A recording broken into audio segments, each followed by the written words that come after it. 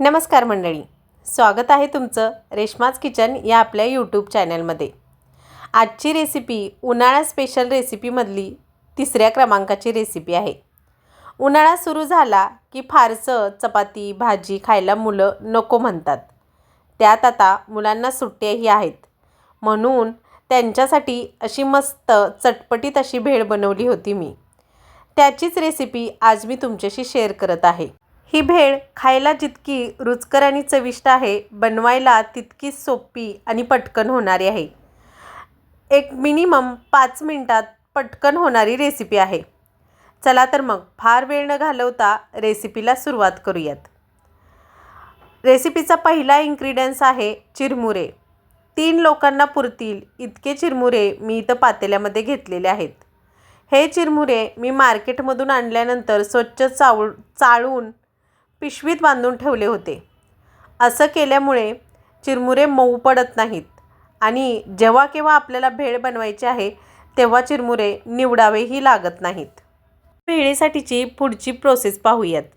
आता साहित्यामध्ये 1 वाटी फरसाण घेतलेला आहे मी। आपण रेग्युलर जो फरसाण खातो तोच घेतलेला आहे मी। 1 कांदा घेतला, याला आता बारीक कट करून घेणार आहोत आपण। भेळीसाठी कांदा अगदी बारीक कट करून घ्यायचा, म्हणजे खाताना तो अजिबात तिखट लागत नाही। आणि असा गोडसर असलेला कांदा थोडा घ्यायचा। फार तिखट असलेले कांदे, फार जुना झालेला कांदा भेळीसाठी वापरायचा नाही। कांदा बारीक चिरून घेतला, 1 मिरची ही बारीक चिरून घेतली, टोमॅटो ही अगदी बारीक फाईन चिरून घेणार आहे मी। कांदा जर फार तिखट असेल तर तो भेळीमध्ये तिखट लागू नये म्हणून थोडासा साल काढल्यानंतर धुवून घ्यायचा, म्हणजे त्याचा तिखटपणा कमी होतो आणि कांदा भेळीमध्ये तिखट लागत नाही। टोमॅटो ही अगदी कांद्याप्रमाणे बारीक चिरून घ्यायचा। कांदा, टोमॅटो, मिरची, कोथिंबीर सगळं अगदी फाईन कट करून घेतलं।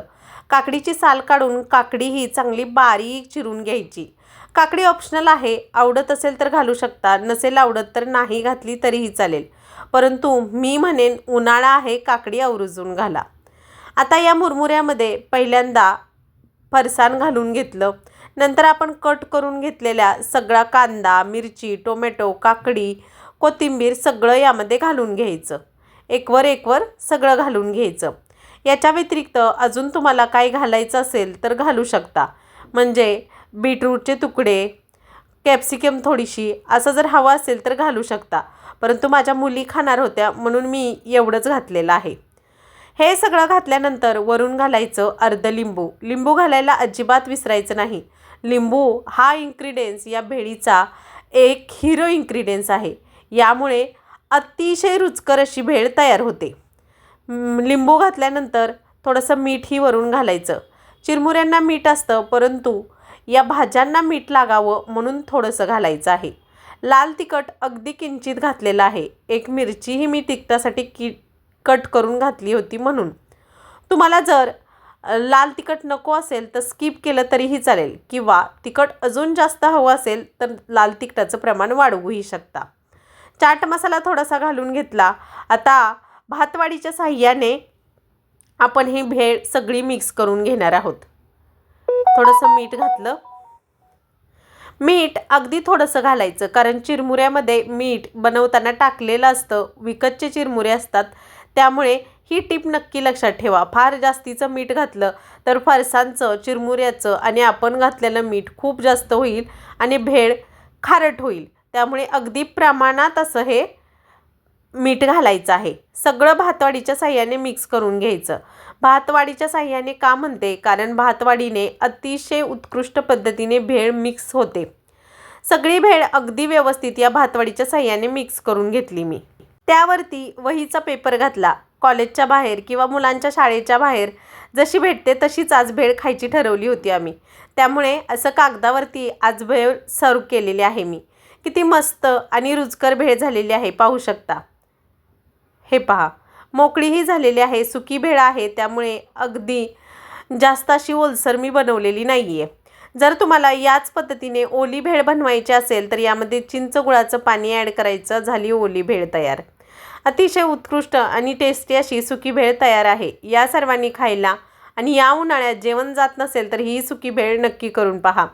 घरातील छोट्यांपासून मोठ्यांपर्यंत सगळ्यांना नक्की आवडेल ही माझी गॅरंटी. तर मंडळी, कशी वाटली तुम्हाला आजची रेसिपी हे कमेंट करून सांगायला विसरू नका. आणि रेसिपी जर या पद्धतीने बनवली तर ती कशी झाली हेही कमेंट करून मला नक्की सांगा. व्हिडिओ आवडला असेल तर लाईक शेअर सबस्क्राईब जरूर करा. चला, भेळ तयार आहे.